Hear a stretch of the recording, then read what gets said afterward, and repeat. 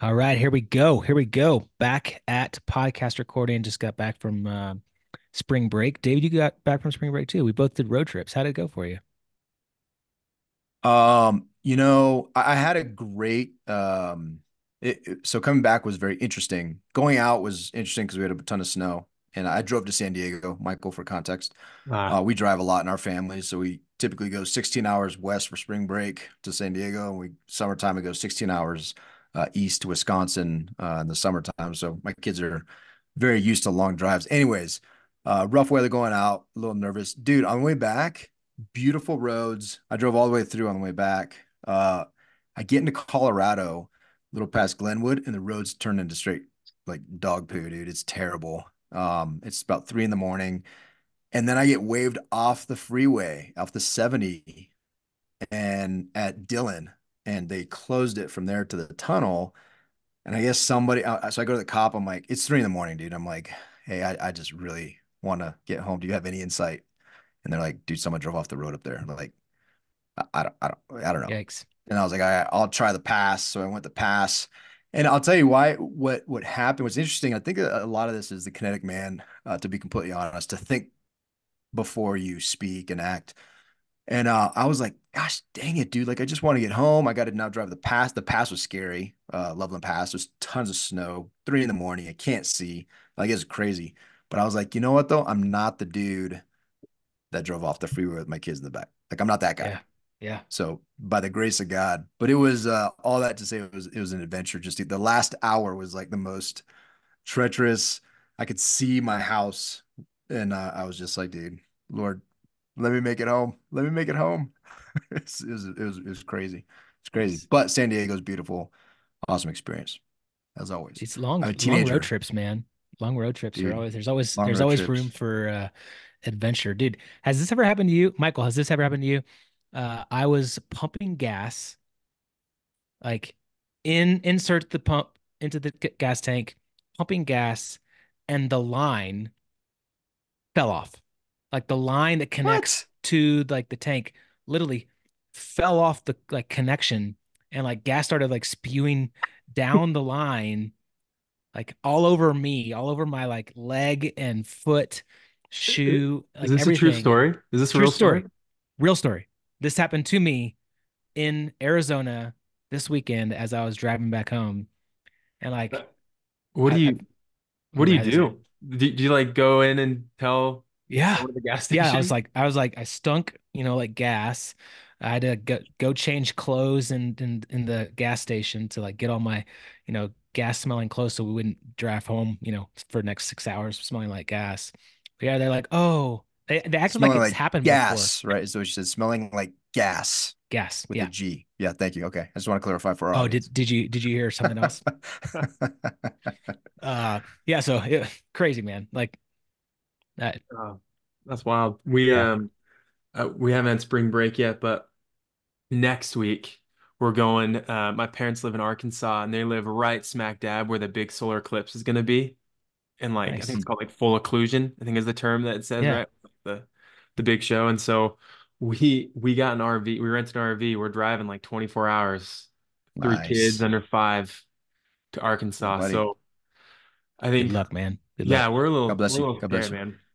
I'll tell you Yeah. what though, man, I started my kids super young, like from day, whatever on these long trips, and they get used to it. They're pretty I mean the difference when they're young is you're gonna have to stop and kids poop their pants and it's gonna be all Yeah. that kind of stuff. But Yeah, yeah, but yeah. but all good. I'll tell you, game saver for us, we had it for years. Get one of those little potties and you can just set out in the street, dude. We use those Oh. like I mean, I was using that on this. I'm just kidding. We don't use that anymore. But game changer, dude. Game changer. It changes it makes everything better when we got that because the kids, if you're potty trained, they're like, dude, I want to stop now. And you're like, Yeah. and it's never Yeah. pee. So It's never just pee. just a just a friendly tip, dude. Just a friendly tip. No, that's Game really changer. good. That's really good. Yeah.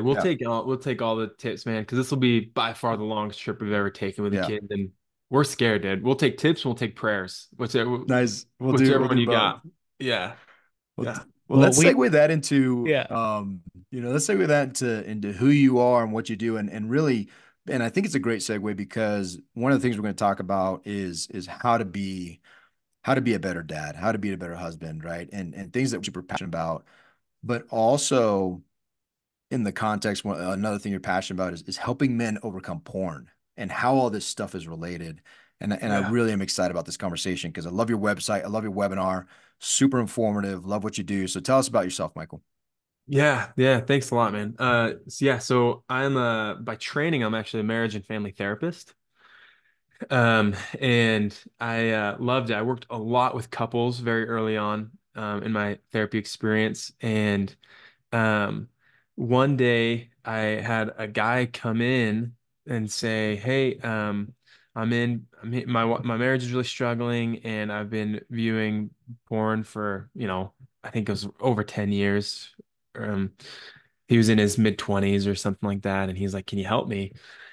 And I I'd said yes. I never really known. I never really knew what to do, like working with porn. I never worked with it before in the therapy setting, and so I started working with him, and I kind of fell in love with helping men do this because he had this experience where he came in with like so much shame, like he just hated himself because of it, and we went through this experience. Honestly, it was a lot of we were kind of doing this together. I was trying to figure out, okay, how do I help people with this? And the experience of him, I remember him saying once, he's like, "Man, I actually like myself," you know, like after a few months of working together and realized his life isn't defined by his porn use and just realized that I think there's just a lot of men and women who are struggling with this who really have a lot of shame with it and want it to be a secret and feel like there's something wrong with them. And it kind of sent me on a journey of learning about, okay, how do you actually help move on from this for good, right? And it's been a really rewarding journey, man, as I've been diving in. Well, yeah, man, and I love, one of the things is that is right up front on your both your webinar and your site is that we're doing it wrong, right? Like, Yeah, and you highlight some things. You say willpower, willpower, more willpower, the yeah, accountability, the content yeah, blockers and all these yeah, things. And yeah, and then you go into three keys to overcoming porn, right? And I'm just curious, if you don't mind, kind of give us just an overview of how the ways that we're failing at addressing this. And I say failing, it's not again to add more shame. It's just they're ineffective, right? We yeah, want yeah, yeah, tactical, real tools to help us move forward from things that are significant struggles in life. And so some of the things we're doing are not working. And for some people they might, but overall they're not working. And then you yeah. highlight three different ways that actually are proven to work. So if you don't mind touching on that. Yeah, yeah, yeah, yeah. I love how you put that. We're just moving in the wrong direction. It's just not working, right? It's not that we're necessarily doing it wrong. It's just not effective. And um, the biggest thing to boil it down is we treat overcoming porn like it's a behavior change issue. Like we've got to, which on the surface sounds like, well, yeah, obviously it's behavior change. Like we're trying to change this behavior, right? But that's actually the wrong direction to go with it. It's not helpful. When we view pornography like it's all about behavior change, we end up doing these things that work really well for about 3 months of sobriety. Like if you just want to be off it for about 3 to 6 months, then the following strategies work great, right? It's willpower, white knuckling through it, um, downloading a bunch of content blockers, finding a buddy or a spouse to just be like your accountability partner, right? Like I viewed 3 times this week, or I only viewed once, right? Or things like that. Um, all these things where you know it's this mentality, and it's not if someone's engaging in those strategies, I make it really clear, like it's not their fault at all. Like that's like the best we've got, right? That's like what everyone tells someone to do, right? The culture has really made this mentality of in order to overcome porn, it's a battle. You have to fight, fight, fight, right? You have to slay this dragon. You have to um adopt this really big battle mentality, but it's not effective for long-term change and growth. That's my own experience with working with clients. I started so just to kind of bring that first question full circle, I started a coaching business specifically helping men overcome porn. Um, and in my own, with my work with my own clients, that doesn't help make long-term change. And research is showing more and more that willpower just isn't the way to really make long-term change in overcoming porn. So what's the solution? Like what do your clients have they found that is successful that does get to that long-term solution? Yeah, the first big principle is learning how to stop fighting with urges. There's a lot there we could talk about, but the key is understanding that so this part of us, I talk with clients, the way I kind of conceptualize with clients, right, is I ask them like, do you want to quit porn? And then they're like, yeah, I want to quit porn. That's why I'm literally seeing you right now is to quit porn, right? And we talk about okay, great. There's a part of you that wants to quit porn. Are you willing to be open and honest with yourself though, and understand that there's a part of you that doesn't want to quit porn, right? And we kind of talk and they say, yeah, I guess that makes sense, right? Like, sure, I want to quit porn, but I've used it for years and years and years. Obviously, there's a part that doesn't want to give it up.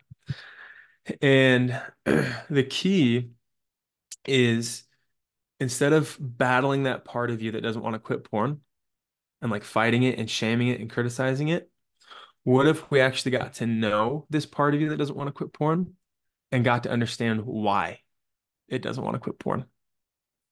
Because I guarantee you there's a reason. And I guarantee you the reason is not that you're lazy. It's not that you're gross. It's not that you're evil. It's not that you're perverted. It's not that you're weak. Those are not the reasons why this part of you does not want to quit porn. And ironically, and sometimes this takes a minute for clients to really sink in and wrap their head around, this part of you actually has the best intentions. It's trying to help you. And the more you fight it and battle with it, the more it actually feels like it needs to dig its heels in. Does that make sense? Yeah, man, totally makes sense. And I'm assuming that the industry that's in that business knows that, right? And Yeah. they're making every way possible to dig their heels in to push a man to continue further on. Yeah, so Yeah. like what does the inner work look like to kind of really figure that out? Yeah. So I don't know if you guys have heard of internal family systems before. You ever No. heard that before? Internal family systems, or IFS is what we call it. It's a therapy approach that I use in my coaching. And what it does is it really dives into this idea of parts, right? Basically what it says is the natural state of the brain is to actually be kind of subdivided into different parts, right? And we intuitively that kind of makes sense. I don't know if you guys have ever had the experience, you're talking and you're like, man, a part of me really likes that guy, but a part of me just wants to punch him in the face, right? You're like we kind of talk in parts language a lot, right? A Like part of me loves, I feel that way with Stu often. Like I love Stu. I love him. He's my best friend, but I oftentimes find myself wanting to punch him right in the mouth. yeah. And so, David, you gotta be curious for that part of you that wants to punch him in the mouth, right? Because it's there. And no, we kidding aside, right? Like, there's a part of me that really loves to be healthy, and there's a part of me that loves to like eat ice cream late at night, right? Like we all have different parts of us that sometimes are in direct conflict with each other, and internal family systems, or IFS, is a therapy approach that helps you get to know each of these parts of you. Because what IFS says is these parts all have jobs. All of our parts have jobs. Sometimes these parts their job is to protect and to help us, right? Um, and the part so far as I work with clients virtually all the time, they're part of them that wants pornography is actually trying to help protect them from pain.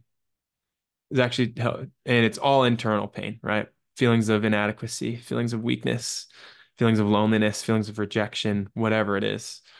And so that's the work I do with clients is take them through a process where they actually like finally sit with these parts of them, get to know them, um, through mindfulness techniques, meditations, things like that, to finally hear the story that each of their parts have, right?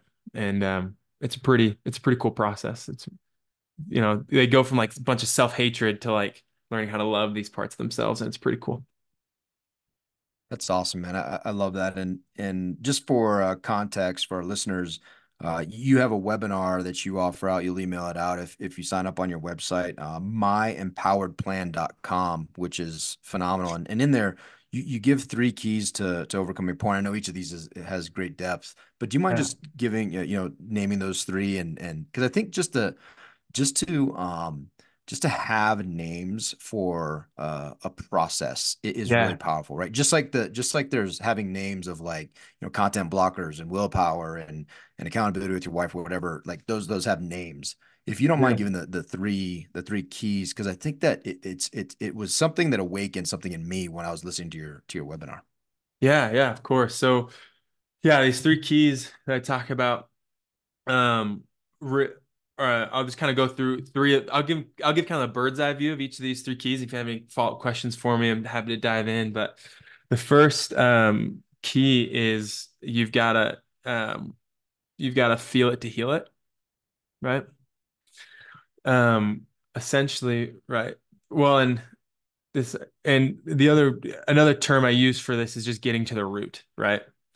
We again, when we approach quitting pornography with this mindset of, okay, I'm not going to view for a week.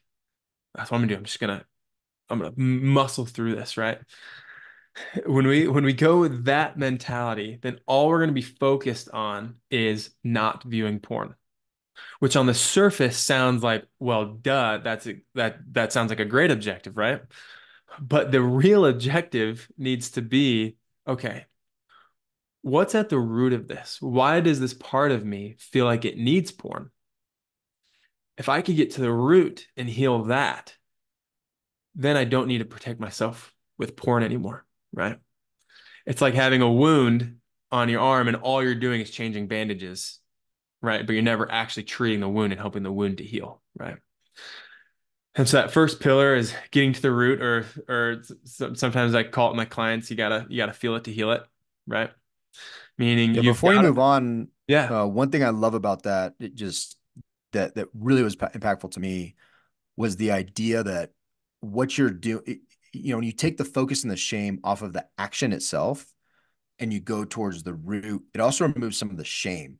Like it opens your totally. mind, it empowers you to, for me, like I'm very much about self-awareness. Like I love self-awareness, I love self-development. It takes this idea of shame and sin and all the bad things of porn, which I acknowledge are all true, but it takes the focus from that and it focuses on self-awareness, which is a very positive thing. It's a Yeah. very like, oh, I want to be more self-aware of what this is, right? And so for me, that was a hugely impactful part of your webinar because I was like, oh, dude, like my focus is on the wrong thing. Yeah. It's the same problem, it's the same issue, it's the same umbrella, it's the same desire and passion to move past this thing, but my approach is vastly different because now I'm working on self-awareness and personal development, Yeah. which is just it's a different perspective. Dude, spot on. I tell my clients all the time, I'm like, dude, you're gonna find out that this work with me, overcoming porn, will have very little to do about porn. Because you take a guy, a guy who is viewing porn 2 or 3 times a week, and you get to the root of it, and you realize this dude is incredibly lonely in his marriage and doesn't know how to communicate his needs to his wife, doesn't know how to connect with his wife.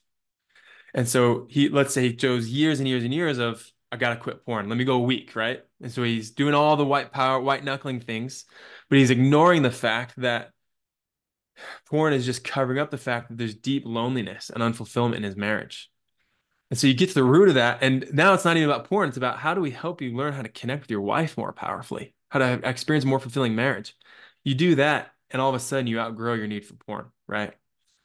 And so, yes, so it's so key, man, to shift your focus using the words that you're saying, right?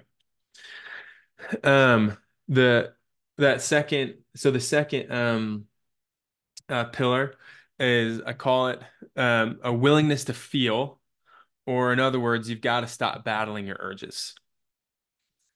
And what I mean by that is, like I said earlier, that one of the main things I hear all the time, if I'm like I'm on like some like forums and stuff for guys who are trying to overcome porn and stuff. And one thing I hear all the time is people encouraging each other, saying like, dude, battle this, dude, fight it, like resist it, try distracting yourself, right? Like try watching a show, try to take your mind off of your urges, everything.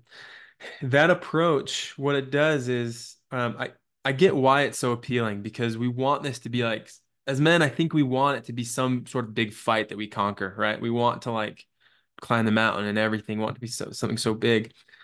But when we approach our urges to view porn with like this battle mentality, what I call it, all it does is it heightens the stress response in our body, makes us more stressed, which then makes us want to soothe more. And guess what? We're going to go to want to soothe, right? And it makes this idea that these urges are something so big, bad, evil, right? Like, oh my, dang it, I'm feeling an urge again. Like, all right, here we go. Let's battle this again, right? Well, honestly, the key to overcoming urges is actually learning instead of battling with urges, is learning how to feel them, how to feel them effectively so that you can process them.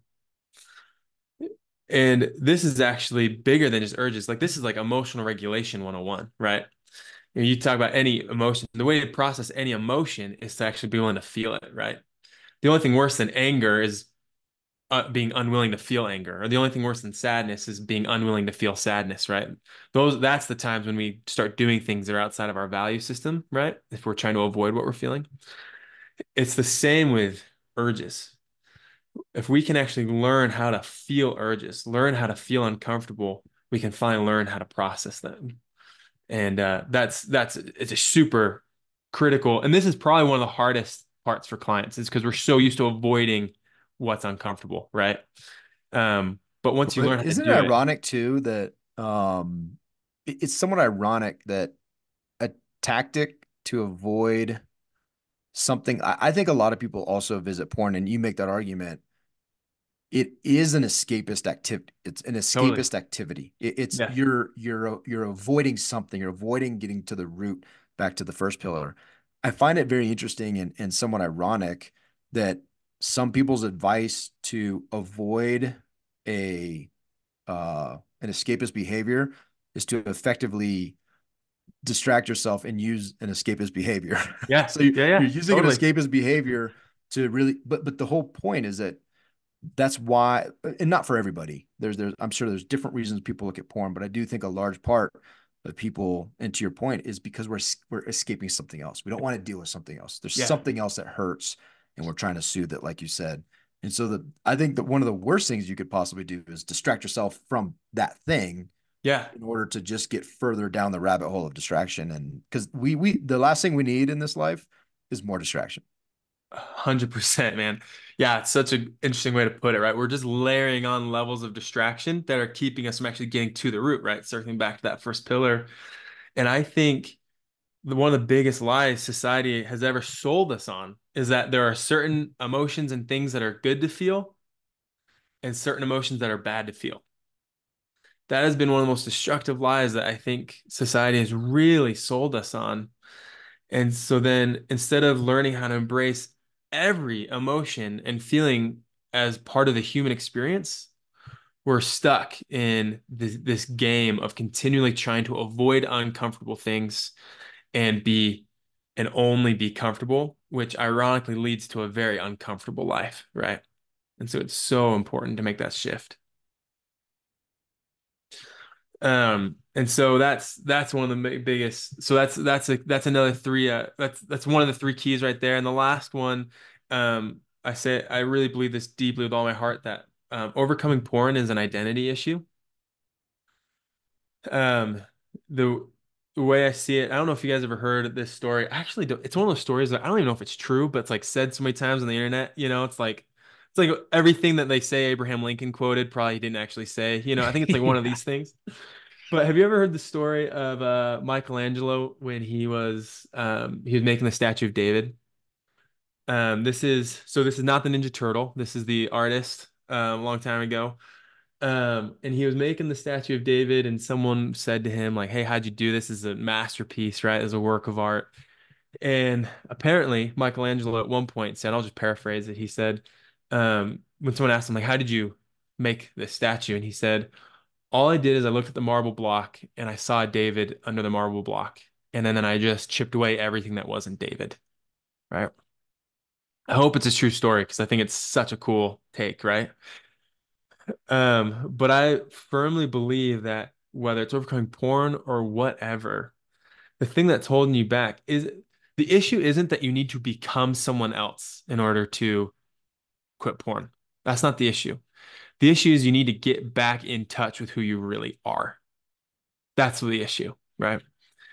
As we go through life, things happen to us and we layer on all these unhelpful beliefs about who we are, about life, about what we're capable of.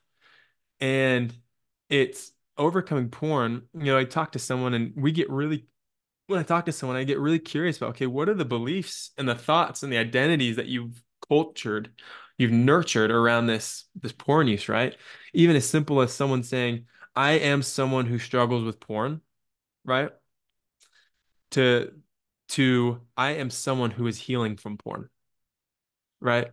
Making these like identity shifts, even in like these micro moments when they feel an urge, getting really curious about what's the belief that you're operating under. Are you operating under this belief of, I believe my life would be better if I viewed porn right now?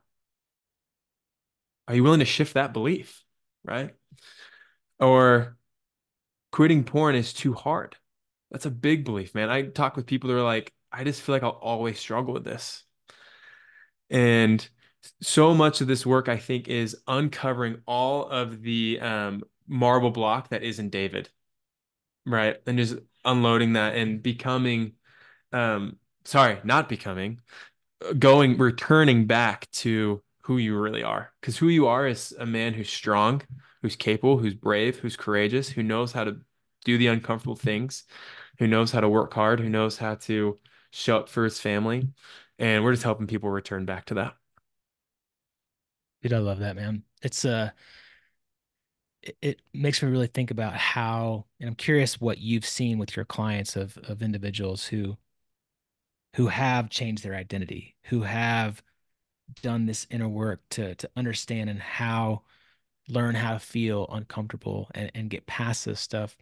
How has that impacted them in the way of then now showing up differently as a husband or showing Yeah. up differently as a father, right, to their children?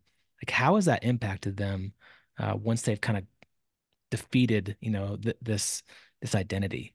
Yeah.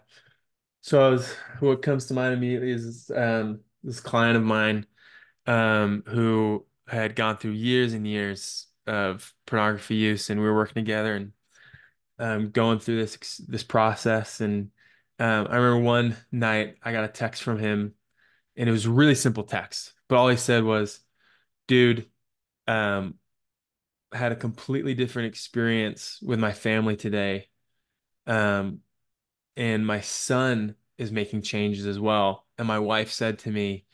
Um, she said, I think this is a direct result of the work that you're doing on yourself. And It's awesome, man. dude, it's moments like that where I gotta be careful because I'll be like in the middle, you know, with my family doing stuff, and I look at my phone and I just want to like scream and throw my phone across the room with like I'm just get so pumped and amped, and like um but what happened was that he had learned how to see himself differently. He discovered who he really was. And what happened is, and I think this is what happens, and I think this is a transition point, I think, for a lot of fathers, right? Is when we change how we see ourselves and when we change how we view our own shortcomings, right? We shift from like self-blame and self-hatred and self-criticism, like what's wrong with me, to this place of self-love. Then what happens is we start to see other people's shortcomings differently. Instead of saying what's wrong with my kid, right? Or what's wrong with my spouse, we start to give the same grace and compassion to those parts of them that we give to ourselves, right? And we start to see the like, oh, that's not really them either. Just like my porn habit wasn't really who I was. What my kid is doing right now isn't really them. Or what my spouse is doing isn't really them. And you just start to see people with a different eye, man. It changes. A lot more grace, right? Yeah, man. This is a really good transition to kind of more of the parenting side and showing up differently as a father. I've found that, obviously I haven't done the exact inner work that you're taking your clients through, but just doing some of this reflective work and figuring out and getting to the root, right, of Yeah. what's going on, and like why, asking myself, like, why am I responding to my child this way? Like, why am I getting angry at them all the time? Why am Yeah. I like just jumping at them at every spare moment? And like realizing the inner work and like the wounds that I have, Yeah. as a child, the father wounds that I have of my dad leaving when I was 5 years old, and like going through that process, man, and like understanding Yeah. more about myself has really helped me. I'm still not perfect, right? I still shout at my kids and I still jump on them, Yeah, but of like course. I'm getting a lot better at taking a breath, walking away, like, you know, handling my emotions better, um, because I've done that inner work. And so I think that you could probably take these same three keys of fighting pornography towards like showing up differently as a dad for your kids. I'm assuming you help with that too. 100%. Yeah, Stu, first of all, that's awesome, man. It sounds like you've been on your own journey, man, with healing 100%. and Yeah. yeah, yeah, it's so cool. And yeah, I can't stress that enough, man. Like this work that I could, one way I put it is, what we're gonna learn is gonna go so far beyond pornography.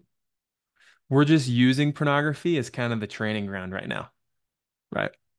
Like like this is not about stopping viewing porn, right? This is about healing wounds, man, that go deep. And this work with clients, man, it inevitably goes other places, right? I was working with one client and he started by going, it started with, hey, I want to quit viewing pornography. And it moved to, hey, dude, I've never felt enough, man. I've never felt like I'm good enough. Or one client was like, dude, I have felt lonely and inadequate ever since I was a little kid. He's like, I started viewing porn because I think tried to like talk to my parents about how I was feeling in my emotions, and they never like they always criticized me, for like being lazy or whatever. And I found porn, and porn helped me to finally feel accepted, right? Like it always goes to other areas, man. And I just can't agree more with what you're saying. Well, yeah, and I love that you highlight that because porn is you could replace that with a number of struggles that men have, right? Like and these three keys. I mean, no, I don't think I'm atypical in that I struggle with anger and my response with that, Yeah, right? As a man and especially growing up, my dad was macho. Mexican dude, like dude from Mexico, and like everything is there's no such thing as flight. It's always fight, right? yeah, yeah, yeah, And if you do flight from a fight, then my dad would always be like, "Hey, if you get in a fight and you lose, like when you come home, I'll add to that, right?" yeah, Like, oh, yeah, awesome. So the only yeah. option is to fight and to Perfect. win. Yeah, yeah, yeah, yeah. Um, Perfect. but but it's interesting because I think a lot of us have backgrounds that cause us to have certain emotional undeveloped immature emotional responses, and these three steps can really, like, I love what you said, dude. God felt anger. If you're a person of faith, then you look at these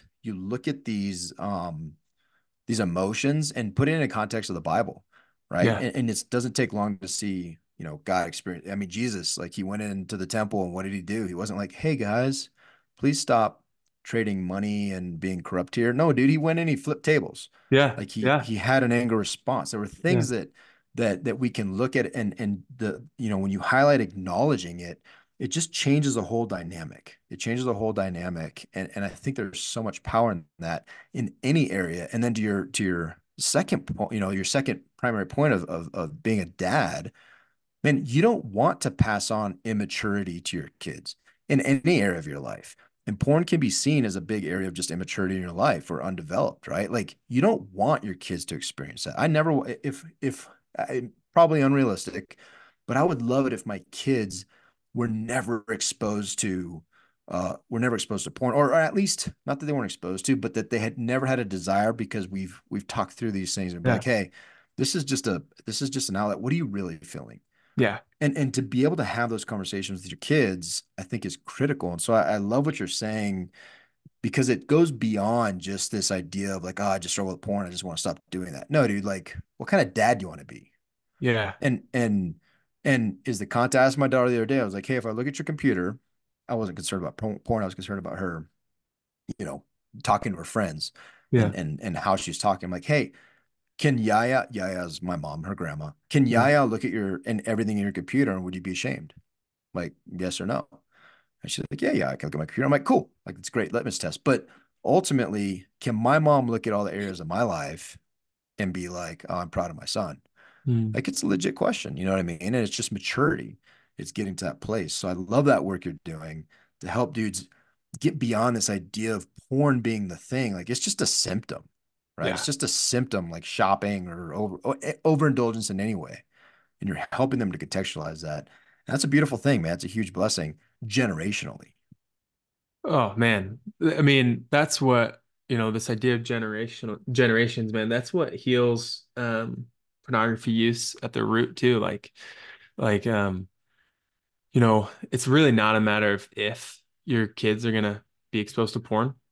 Like it's just gonna happen. Long gone are the days where parents are like, man, if we work hard enough, maybe our kid will never see porn until after they leave the house, right? Like that's about as crazy now to think like, maybe if we work hard enough, we'll make sure our kid never lies. Like it's just not gonna happen. Like our kid is gonna see porn, right?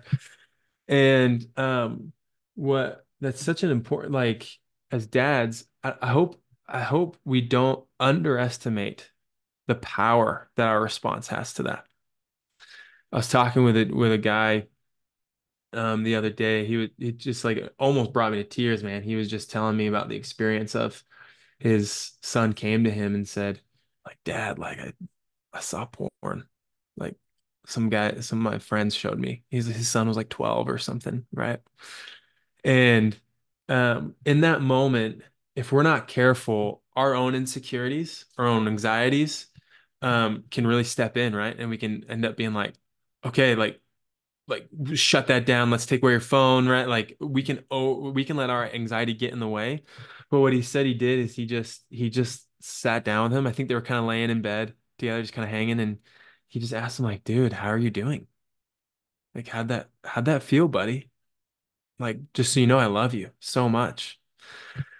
And I think we completely underestimate the power of love in healing. And it sounds really fluffy, right? Like I say that to guys and some guys like roll their eyes like, yeah, love. Okay. I'm like, but like seriously, man, like you can't underestimate this. And even just with ourselves, I remember talking to a client and I was like, dude, okay. I was like, all right, let's just say someone runs up to Jesus and says, I really want to view porn right now. Like I just feel this strong urge, like I'm freaking out. I really want to view. I'm like, knowing what you know about Jesus, how would he respond, right? I'm like, would he criticize him? Would he shame him? Would he tell him to go away, right? And the guy's like, no, obviously, duh. And I was like, yeah, like knowing what I know about Jesus, what I would bet he would say is something like, well, you know what? Your best shot of not viewing porn is if you just stay close to me. So why don't you just stay close to me until the storm passes, right? And I think that's exactly how we heal both these parts of us that want to view porn instead of battling with them and fighting with them, saying, you know what? I'm so sorry that this is how you feel like this is what you feel like we need right now. And if you're willing to trust me, just stay close to me and I'll show you that we don't need porn right now. And I love you. And it's the way we change our kids, right? When they say, hey, like I viewed porn, we just say, you know what? Then just come close to me and I got you. And we're gonna get through. Like we underestimate the power that love has to heal both ourselves and our families. Yeah, dude, I love that.